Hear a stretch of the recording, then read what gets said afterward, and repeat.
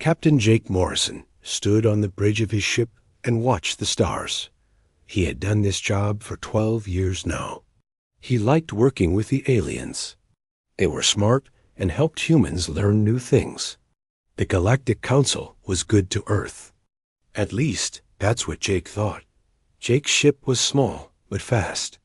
It carried messages between the big alien ships and Earth. Today was special. Admiral Lisa Carter was meeting with alien leaders to talk about mining rights. If the talks went well, humans would get more jobs and more money. Jake felt proud to be part of this important day. The meeting was happening near a planet called Kepler 442b. Many alien ships floated in space around the planet. Jake could see the big Zephyrian warships with their blue lights. The Drachnary ships looked like giant metal spiders. Vex ships moved in perfect groups, like a school of fish.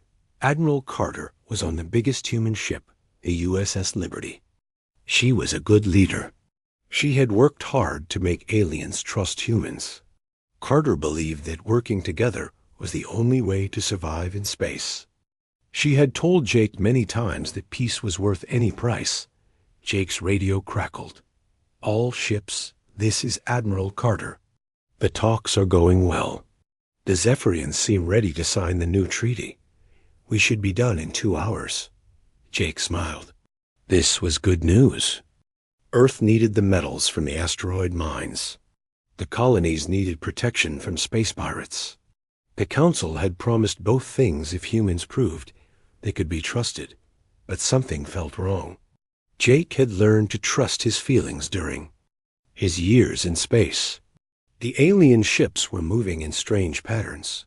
They were surrounding the human ships, but not in a friendly way. It looked more like they were getting ready to attack. Captain Morrison, his communications officer, called out, "I'm getting weird signals from the Drachnary ships. They're not responding to our calls." Jake frowned. The Drachnary were always polite. Even when they were angry, they never ignored human calls. "Keep trying to reach them. And get me Admiral Carter on the secure channel." Before his officer could respond, the space around them exploded into light. The USS Liberty, the pride of the human fleet, simply vanished. One moment it was there, the next it was gone. In its place was a cloud of glowing metal pieces. What happened? Jake shouted, but he already knew. The Zephyrian ships had fired their main weapons. They had killed Admiral Carter and everyone. On her ship, the attack was fast and brutal. The Drachnary ships moved like hunters, picking off the smaller human vessels one by one. Their weapons were much stronger than anything humans had. Jake watched as the USS Boston tried to fight back. Its weapons bounced off the alien shields like raindrops on a window. The Vex ships were worse. They went after the escape pods. Jake could see the small human lifeboats trying to get away from the battle. The Vex caught them all. No one survived. Jake's ship was too small to fight, but it was fast. "Get us out of here," he told his pilot. "Maximum speed back to Earth." As they ran, Jake tried to understand what had happened. The aliens had been planning this. They had invited Admiral Carter to a fake meeting just to kill her. But why? Humans had done everything the Council asked. They had shared their technology. They had helped fight the Council's enemies. The answer came from an intercepted alien message. Jake's communications officer was good at breaking codes. The message was from the Zephyrian High Command to their fleet. It was simple and cold. The human problem is now solved. Proceed with Phase 2 of the cleansing operation. Jake felt sick. This wasn't a misunderstanding or an accident. The aliens had planned to kill all humans from the beginning. They had used humanity's trust and kindness against them. On Earth, President Kevin Walsh was having dinner with his family when the news arrived. A young officer burst into the dining room with tears in his eyes. "Sir, we've lost contact with the entire New Eden fleet. We're getting reports of a massive attack." Walsh had been a soldier before he became president. He knew what those words meant. How many ships? All of them, sir. 17 ships and over 3,000 people. Admiral Carter is confirmed dead. Walsh's wife covered her mouth with her hands. Their son, who was only 10 years old, didn't understand what was happening. Dad, why are you crying? Before Walsh could answer, more officers arrived with worse news. The attacks weren't just at New Eden. Human colonies across the galaxy were under attack. The Mars research station had gone silent. The mining base on Titan was burning. Dr. Amanda Hughes had been working late in her lab on Mars when the soldiers came. She was a scientist who studied alien biology. She had written the first books about how to talk to different alien species. She had helped make the peace treaties that kept humans safe. The soldiers were Zephyrians. They had been her friends. For years, she had shared meals with them and learned their language. But now they pointed weapons at her. Dr. Hughes, you are under arrest for crimes against the Galactic Council, their leader said. His voice was cold and empty. What crimes? Amanda asked. I haven't done anything wrong. You are human. That is crime enough. They put her in chains and took her to a prison ship. The cell was small and dark. Through the tiny window, she could see Mars burning. The research stations were gone. The human settlements were being destroyed. Amanda had spent her life believing that different species could work together. She had thought that science and friendship could overcome any problem. But now she understood the truth. The aliens had never seen humans as equals. They had seen them as useful tools to be thrown away when they were no longer needed. In her cell, Amanda began to think about what humans could do. They were smaller and weaker than most aliens. They had fewer ships and worse weapons. But they had something the aliens didn't understand. They had the ability to change and adapt. They could learn new things and find new ways to solve problems. The aliens thought they had won. They thought humans were finished. But Amanda knew better.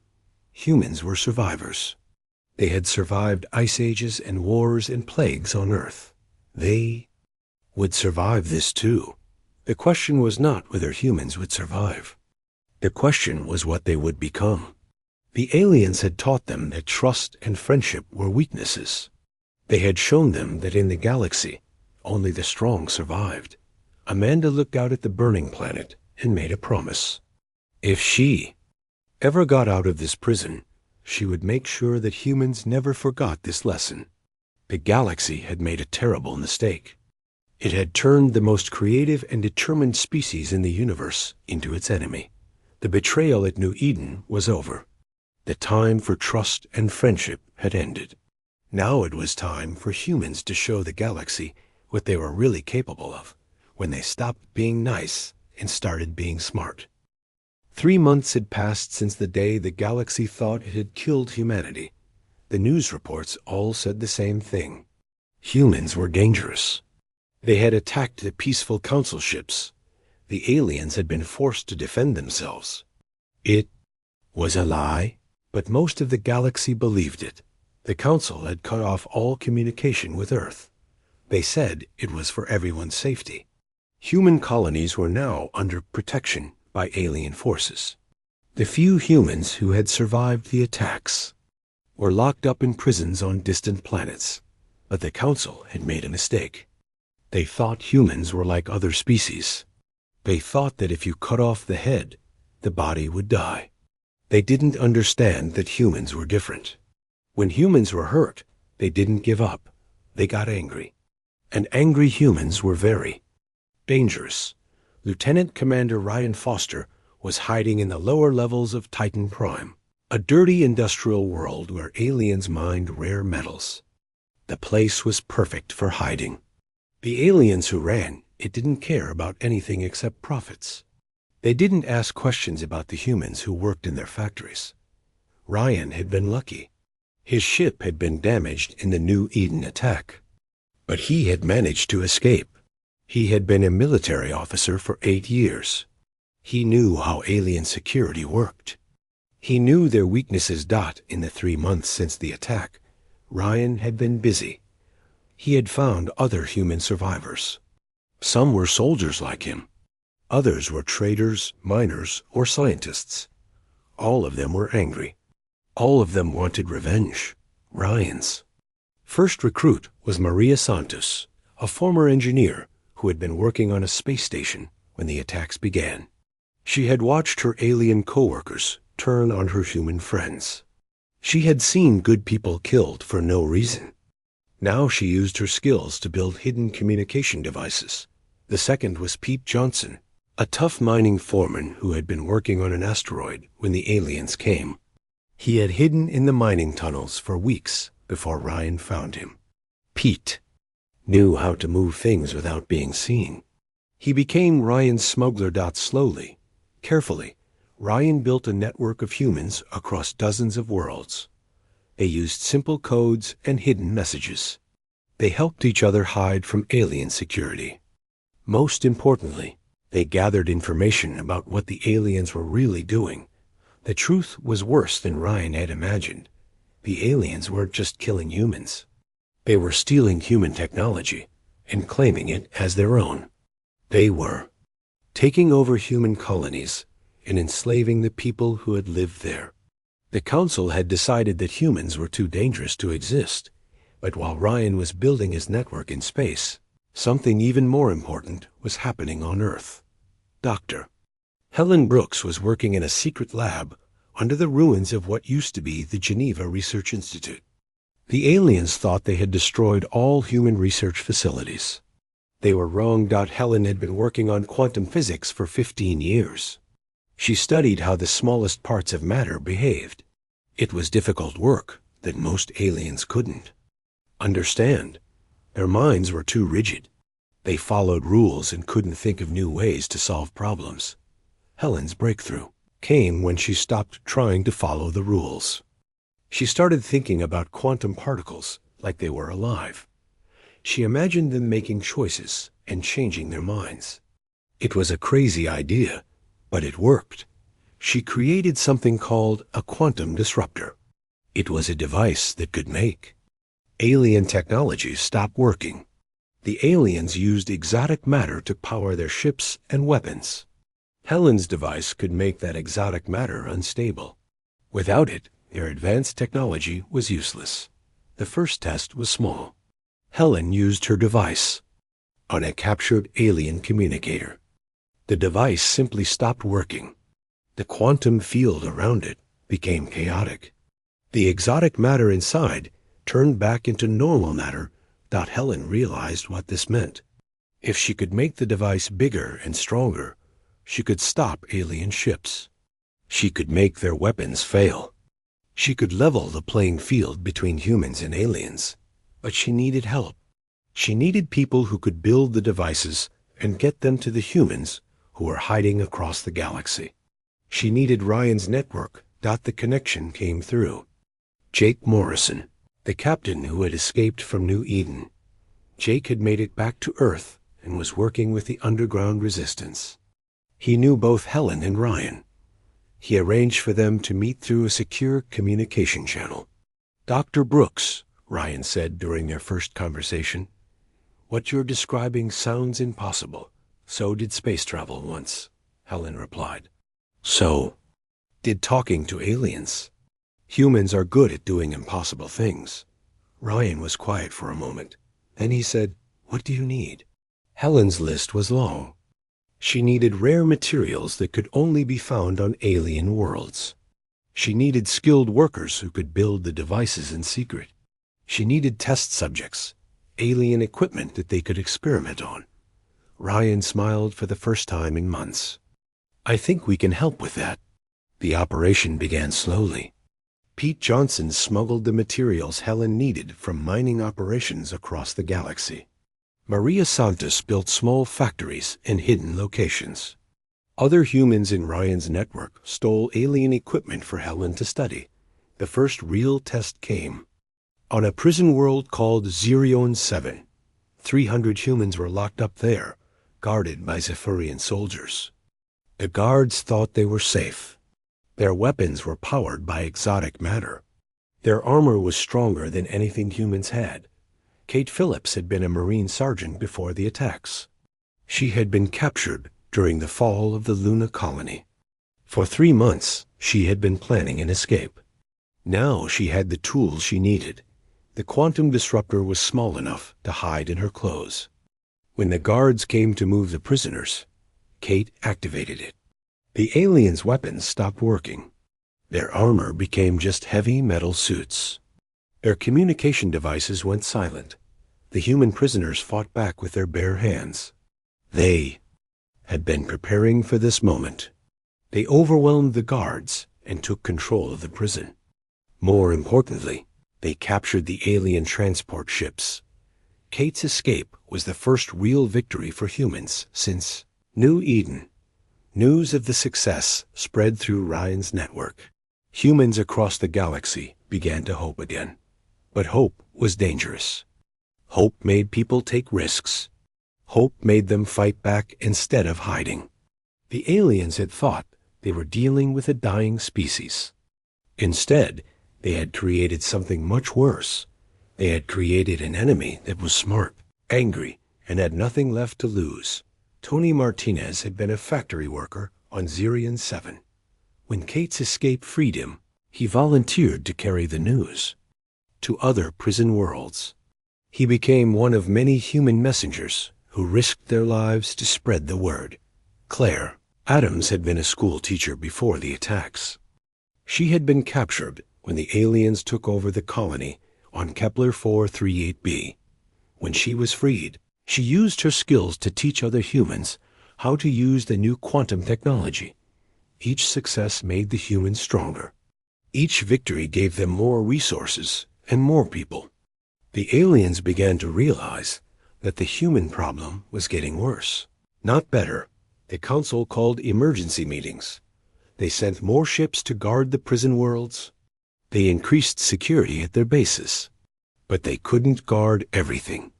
The galaxy was too big, and humans were too clever. Helen Brooks worked day and night to improve her quantum disruptors. She made them smaller and more powerful.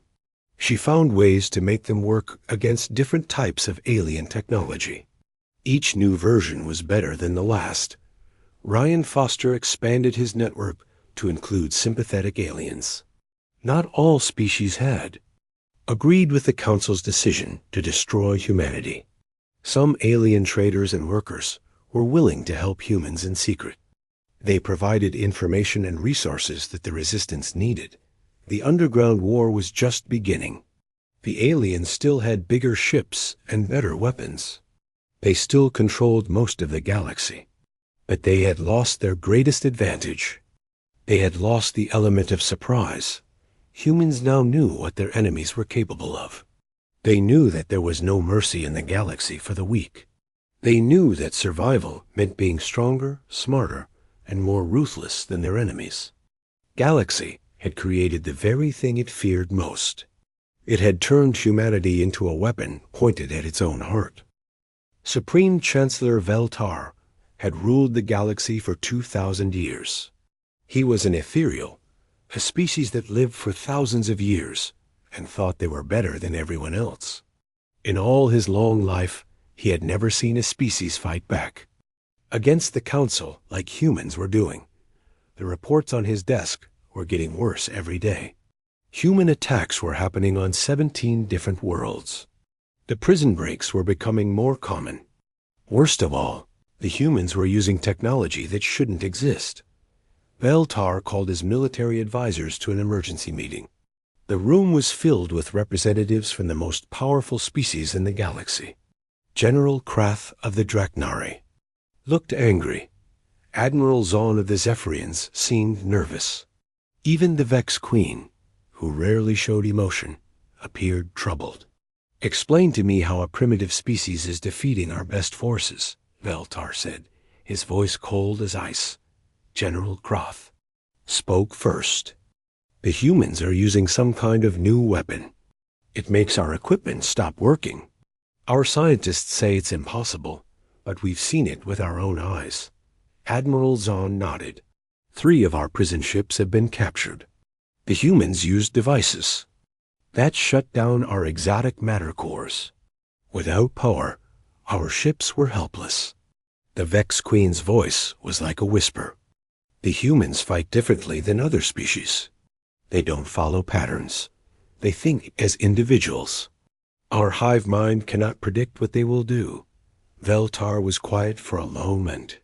He had made the decision to eliminate humanity because they were becoming too successful. Human colonies were growing too fast. Human technology was advancing too quickly. He had thought that removing them would be simple. He had been wrong. The turning point came at Procyon Station, a major supply depot that fed the Council's military operations. The station was supposed to be impossible to attack. It was protected by a full battle group of Draknari ships. The defensive systems were the best in the galaxy. Commander Rick Bailey didn't care about impossible.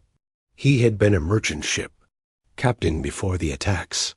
He had never been in a real battle, but he had something the aliens didn't understand.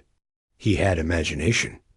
Rick's fleet was made up of converted mining ships, stolen fighters, and anything else the human resistance could find. His flagship was an old cargo hauler that had been turned into a warship. It looked like junk, but it was equipped with the latest quantum disruptors. The attack began at dawn, ship time. Rick's fleet appeared from hyperspace in a formation that made no sense to the alien defenders. Instead of attacking the station directly, they scattered in all directions. The Draknari ships tried to follow them, but they couldn't be everywhere at once. Then the quantum disruptors activated. The alien ships suddenly found themselves blind and powerless. Their weapons stopped working. Their shields failed. Their communication systems went silent. Rick's converted mining ships moved in for the kill. They weren't pretty, but they were effective. The Draknari battle group was destroyed in less than an hour. The mighty Procyon station was captured with hardly a fight, but the victory was more than just military. Rick had done something that no one thought was possible. He had broadcast the entire battle across the galaxy's communication networks. Before the Council could stop the signal, billions of beings had watched human ships destroy the Council's best forces. The message was clear. Humans were not defeated. They were not hiding. They were fighting back, and they were winning. The broadcast caused panic across the galaxy. Species that had been loyal to the Council for thousands of years began to question their leaders. If humans could defeat the mighty Draknari, what else might they be capable of? Dr. Susan Clark was working in a secret laboratory on the asteroid Ceres when she heard about Rick's victory. She had been developing new propulsion technology for the human resistance. The success at Procyon Station meant it was time to test. Her greatest creation, Susan's breakthrough, was called the phase drive. It was a way of traveling faster than light without using exotic matter. The Council had controlled faster-than-light travel for centuries by controlling the exotic matter needed to make it work. Susan's phase drive made that control meaningless. The first test was a small ship carrying supplies to a human colony. The ship entered phase space and emerged 3 star systems away in just 4 hours. The journey should have taken 3 days using normal hyperspace travel. Susan realized what this meant. Human ships could now appear anywhere in the galaxy almost instantly. They could strike at targets and disappear before the enemy could respond. The Council's massive fleets were now too slow to catch them. The psychological impact was devastating. The Zephyrians had always been proud of their military might. They had the biggest ships and the strongest weapons. But what good were big ships if they couldn't catch their enemies? The Draknari were warriors who believed in honor and tradition. They fought in formations that had been used for thousands of years. But human tactics made no sense to them. Humans would attack from unexpected directions, use weapons that shouldn't work, and disappear before the Draknari could fight back. The Vex were perhaps the most affected. Their hive mind had evolved to deal with predictable threats. They could coordinate millions of individuals to work together perfectly. But humans were unpredictable. Each human thought differently. The Vex couldn't adapt to something they couldn't understand. President Kevin Walsh was now operating from a mobile command center hidden in the Kuiper Belt, the ring of ice and rock at the edge of Earth's solar system. The Council thought they had Earth surrounded, but human ships could now phase in and out of the system at will. Walsh had been a peacemaker before the attacks. He had believed that all problems could be solved through negotiation and compromise. But the Council had taught him that some enemies couldn't be reasoned with. Some enemies only understood force. The President called a meeting of the human resistance leadership. The faces on the screen represented what was left of human civilization. Some were military officers, like Rick Bailey. Others were scientists, like Helen Brooks and Susan Clark. All of them were survivors who had lost everything they loved. The Council made a mistake, Walsh said. They thought they could wipe us out quickly and quietly. Instead, they've given us time to adapt and grow stronger. Now we have weapons they can't counter and technology they can't understand. Admiral Patricia Kane, who had been promoted to lead the reformed Earth Defense Force, spoke next. Our intelligence network reports that Council forces are being pulled back to protect their home worlds. They're scared of us. Double quotes. Dr. Brooks nodded. They should be. We're not the same species that trusted them before. We've learned to think like they do. We've learned that in this galaxy, the strong survive and the weak are destroyed. Walsh looked around the room. Then it's time to teach them what happens when you try to destroy humanity. We're not going to just survive. We're going to make them pay for what they did. The decision was made. Humanity would not seek peace or negotiation. They would demonstrate that there were consequences for genocide. Every species that had participated in the attacks would learn what human vengeance looked like. The preparations began immediately. New ships were built with the latest quantum and phase drive technology. New weapons were developed that could destroy entire planets. Most importantly, new strategies were created that would strike at the very heart of Council. Civilization. The aliens had thought they were eliminating a minor threat. Instead, they had created their worst nightmare. They had turned a peaceful species into a technologically superior enemy with nothing left to lose. The galaxy was about to learn why humans had survived ice ages, plagues, and wars on their home world. It was about to discover what happened when you backed the most adaptable species in the universe into a corner. The Council's greatest mistake was thinking that humans were like other species. They thought that overwhelming force would be enough to defeat them. They didn't understand that humans became more dangerous when they were desperate. Not less. Supreme Chancellor Veltar looked at the latest reports and realized his error. Species he had tried to destroy had become something far worse than he had imagined. They had become an enemy that could not be defeated by conventional means. The tide had turned. The hunted had become the hunters. And the galaxy was about to learn what human creativity could accomplish when it was focused on revenge. The human counteroffensive began at exactly the same time across 47 star systems. Admiral Patricia Kane had spent months planning this moment. She sat in the command center of the EDF Vengeance, humanity's new flagship, and watched as her carefully coordinated attack unfolded. Each strike force knew exactly what to do. They had studied their targets for weeks.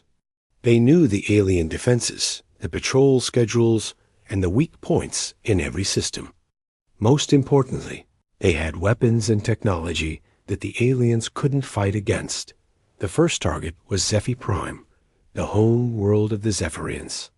These were the aliens who had given the order to destroy the human fleet at New Eden. They had started this war. Now they would pay for it.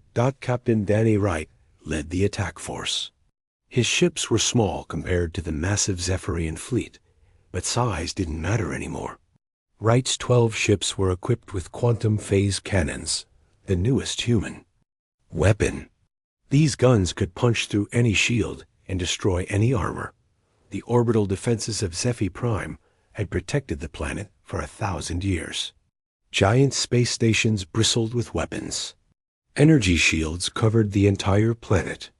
The Zephyrian High Command thought their home world was safe. They were wrong.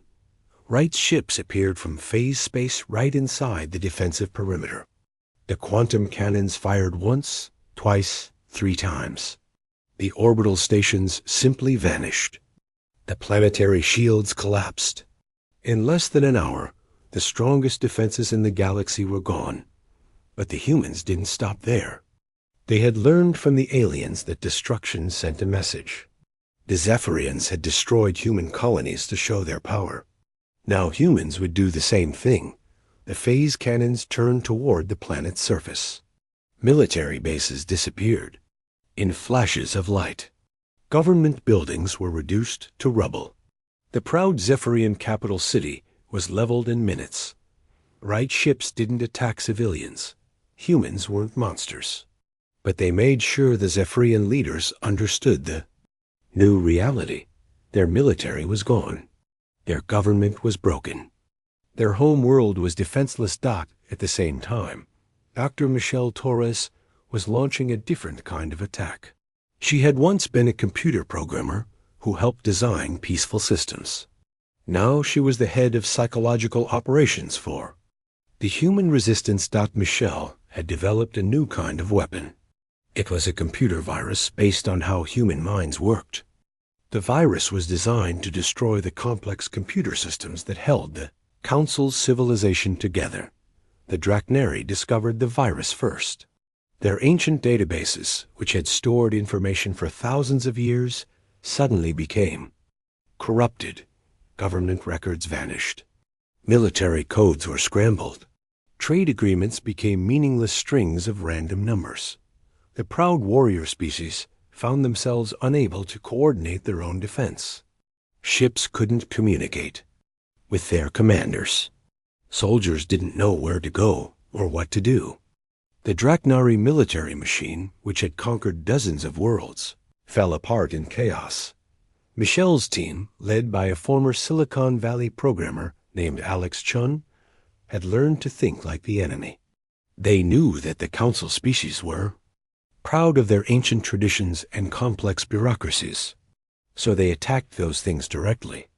The virus was designed to look like it came from the species' own computers.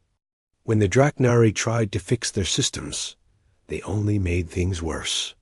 The virus learned from their attempts and became stronger. Soon, the Draknari couldn't trust any of their technology. The Vex faced a different nightmare. Lieutenant Colonel Mary Johnson had been a military psychologist before the war. She had studied how different minds worked and how to heal them when they were broken. Now she used that knowledge as a weapon. The Vex were a hive mind species. Millions of individuals all thought as one. They shared their thoughts through quantum communication networks. This made them very efficient, but it also made them vulnerable. Mary had figured out how to weaponize human creativity. She created a program that flooded the Vex networks with chaotic human thought patterns. Random ideas, conflicting emotions, and creative impulses poured into the hive mind like a flood. The Vex had never experienced anything like it. Their perfect unity was shattered. Individual Vex began thinking their own thoughts for the first time in their species' history. Some went insane. Others became paralyzed with confusion. The hive mind suffered its first breakdown in 1,000,000 years. Mary's psychological warfare team worked around the clock to maintain the attack. They fed the Vex networks with human art, music, and literature. They showed them movies about individual heroes and personal freedom. They taught them to question their leaders and think for themselves. The result was the complete collapse of Vex society. The creatures who had once moved in perfect coordination now wandered aimlessly. Their ships drifted in space without direction. Their home worlds descended into chaos as individual Vex tried to figure out how to live without the hive mind. While the direct attacks were destroying Council military forces, the economic warfare was proving equally effective. The Council had built their civilization on controlling resources and trade routes. Human phase drive technology made that control impossible. Human raiders appeared in Council space without warning. They attacked cargo ships, destroyed mining operations, and captured supply depots. The aliens couldn't protect their trade routes because they never knew where the humans would strike next. The Council's economy began to collapse. Species that had been wealthy for thousands of years found themselves running out of basic supplies. Worlds that had never known hunger suddenly faced starvation. The mighty Council was being brought down by a species they had tried to exterminate. President Walsh watched the reports from his hidden command center. The attacks were working better than anyone had hoped. The Council was falling apart. Their military was broken. Their economy was in ruins. Their leaders were panicking, but Walsh knew this was just the beginning. The aliens had tried to commit genocide against humanity. They had destroyed colonies, murdered civilians, and enslaved survivors. A few military defeats wouldn't be enough. To pay for those crimes, the president made a decision that would change the galaxy forever. He authorized the use of humanity's most terrible weapon. Dr. Brooks had been working on something called the Quantum Cascade Generator. It was a device that could rewrite the laws of physics in a small area. The first test was on an empty system at the edge of Council space. The device was activated from a safe distance. Reality itself seemed to bend and twist. Space and time became unstable. Matter turned into energy and back again. When the cascade ended, the system was gone. Not destroyed, but gone. The stars, planets, and asteroids had been erased from existence. They had been written out of reality itself. Message was clear. Humans could now delete entire star systems from the universe. They could make worlds disappear as if they had never existed. The Council's greatest fleets meant nothing against a weapon that could rewrite reality. The alien leaders called emergency meetings. They begged for peace talks. They offered to return human prisoners and abandon human colonies. Some even offered to surrender completely, but humanity was no longer interested in peace. They had tried peace once, and it had led to betrayal and genocide. Now they would only accept one thing: total victory. The psychological impact was devastating. The species that had ruled the galaxy for thousands of years suddenly found themselves helpless. Their technology was inferior. Their tactics were outdated. Their leaders were incompetent, got worse. They were facing an enemy that had learned to think. Like them, humans had studied alien psychology and turned it against them. They knew exactly how to break each species' will to fight. The Draknari were proud warriors who believed in honor. So humans destroyed their heroes and mocked their traditions. The Zephyrians were logical beings who trusted their technology. So humans showed them that their technology was worthless. The Vex had always been unified. So humans taught them to be individuals. The Ethereals thought they were wise because they were old. So humans showed them that their ancient wisdom was useless against human creativity. Each species broke in a different way, but they all broke. The council that had ruled the galaxy for millennia was falling apart. The species that had thought they were superior to humans were learning that they were inferior in every way that mattered. The galaxy was discovering what humans had known all along. Intelligence wasn't about following old patterns or respecting ancient traditions. Intelligence was about adapting to new challenges and finding creative solutions to impossible problems. The aliens had thought They were eliminating a primitive species. Instead, they had awakened something that would reshape the galaxy forever. They had turned humanity into the dominant force in the universe. The reckoning was only beginning. The species that had tried to destroy humanity would learn what it meant to face an enemy that was smarter, more adaptable, and more determined than they were. The galaxy had created its own destroyer, and there was no way to stop what was coming. The final battle did not happen in space. It happened in a place that most aliens didn't even know existed. Dr. Helen Brooks had learned to fight in the quantum realm, where the basic rules of reality could be changed. Helen's laboratory was now the size of a small city. Thousands of human scientists worked day and night to perfect the ultimate weapon. The quantum cascade generator had been just a test. Now they were building something that could reshape the entire galaxy. The device was called the Reality Engine. It could change the laws of physics across light years of space. In the area it controlled, only technology that Helen programmed would work. Everything else would simply stop functioning. Supreme Chancellor Veltar knew what was coming. His spies had told him about the human superweapon. In desperation, he gathered every remaining council ship for one last attack on Earth. 10,000 vessels from dozens of species assembled at the edge of the solar system. It was the largest fleet in galactic history. The ships stretched across space like a metal ocean. There were massive Draknari battleships, sleek Zephyrian cruisers, and clouds of Vex fighters. Every species that had participated in the attempted genocide was there. Veltar thought this would be enough. He believed that overwhelming numbers would defeat human technology. He was wrong. Commander Rick Bailey now led the defense of Earth. His fleet was much smaller than the Council Armada, but it didn't matter. Size meant nothing when you could control reality itself. As the Council fleet approached Earth, something impossible happened. The space around the planet began to change. The laws of physics became different. Exotic matter stopped working. Energy weapons failed. Faster-than-light drives shut down. The Council ships found themselves trapped in a bubble of space where only human technology functioned. Their mighty weapons became useless metal. Their shields disappeared. Their communication systems went silent. Bailey watched from his command ship as the greatest fleet in galactic history became helpless. The aliens had brought 10,000 ships to destroy Earth, but now they couldn't even move.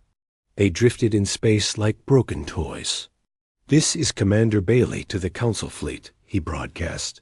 "You came here to finish what you started at New Eden, but you made the same mistake you always make. You underestimated humanity. The Reality Engine was working perfectly. In the space around Earth, human science had created a zone where alien technology couldn't function. The Council had brought their best ships and their strongest weapons, but none of it mattered now. Some of the alien ships tried to retreat, but they couldn't. Their faster-than-light drives were dead. They were trapped in the quantum field that surrounded Earth. They could only sit and wait for whatever the humans planned to do next. Chancellor Veltar tried to contact the human leaders. His communications were blocked, but he kept trying. Finally, President Walsh agreed to speak with him. "You have won," Veltar said. His voice was tired and defeated. "What do you want?" Walsh looked at the alien leader who had ordered the destruction of his species. "I want you to understand something. You tried to kill us because you thought we were weak. You thought we were primitive. You were wrong." "I know that now," Veltar replied. "Your technology is superior to ours. Your tactics are better. Your people are more adaptable. We surrender." "Surrender?" Walsh laughed, but there was no humor in it. "You think this is about winning a war? You tried to commit genocide. You murdered millions of innocent people. You enslaved children. And now you think you can just surrender?" Veltar was quiet for a long moment. Then he said, "What do you want us to do?"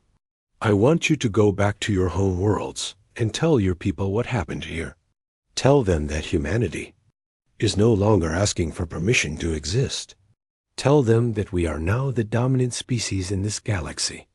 The message was broadcast across the galaxy. Every species heard Walsh's words. The council, which had ruled for thousands of years, was finished.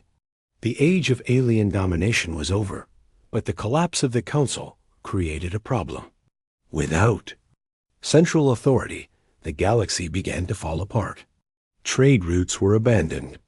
Communication networks failed.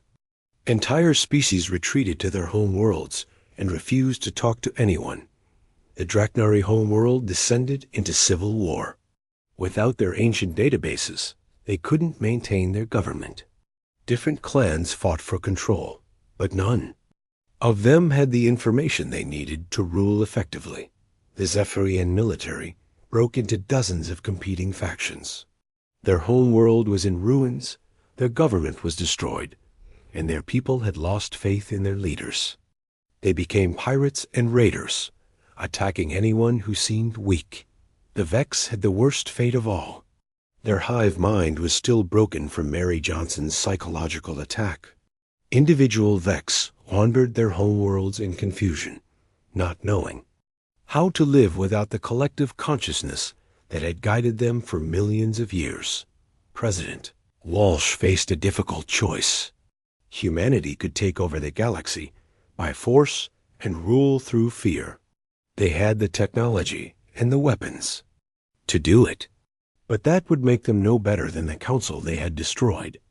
Instead, Walsh made a decision that surprised everyone.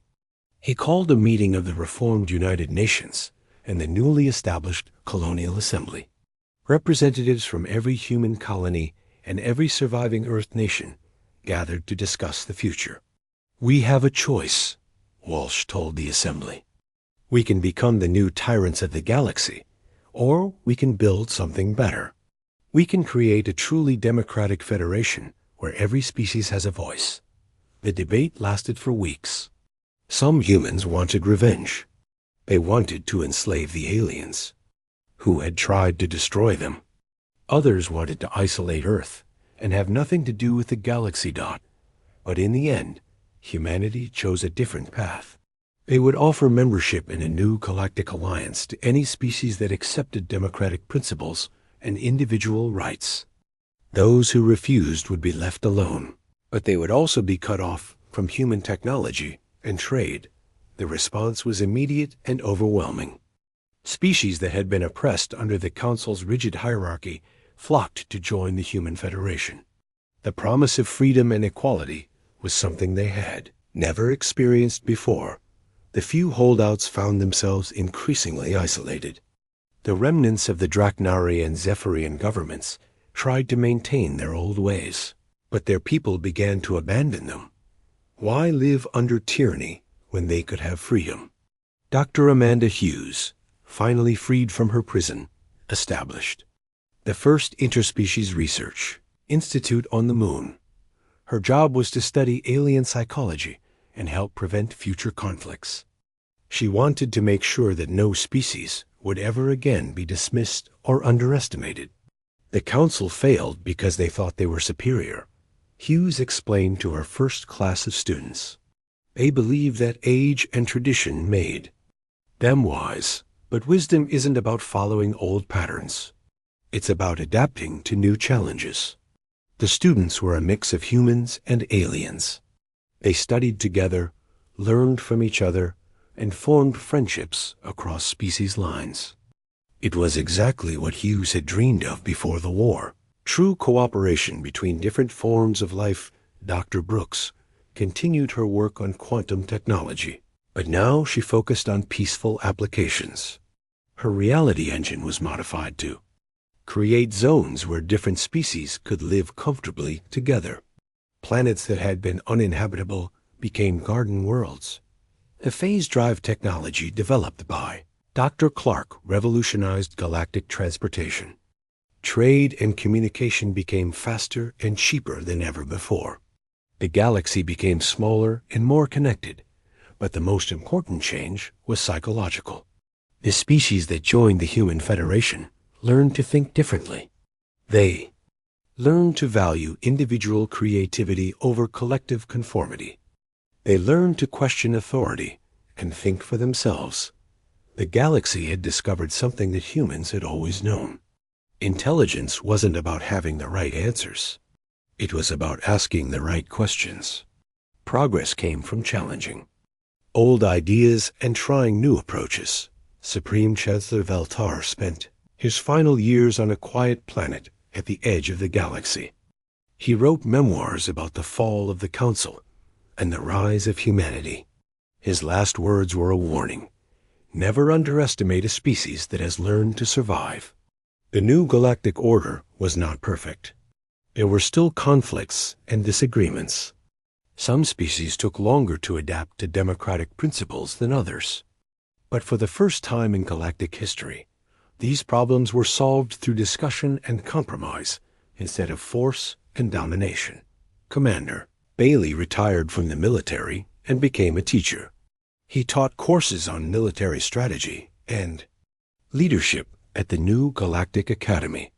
His students included both humans and aliens who wanted to learn from the species that had reshaped the galaxy. The most important lesson, Bailey would tell his students, is that victory isn't about having the biggest weapons or the strongest ships. It's about being willing to change when change is necessary. It's about never giving up, even when everything seems hopeless. The galaxy had learned that lesson the hard way. The species that had tried to destroy humanity had discovered that humans were not just survivors. They were adapters, innovators, and leaders. The age of human vengeance was over. The age of human leadership had begun. And for the first time in galactic history, that leadership was based on cooperation.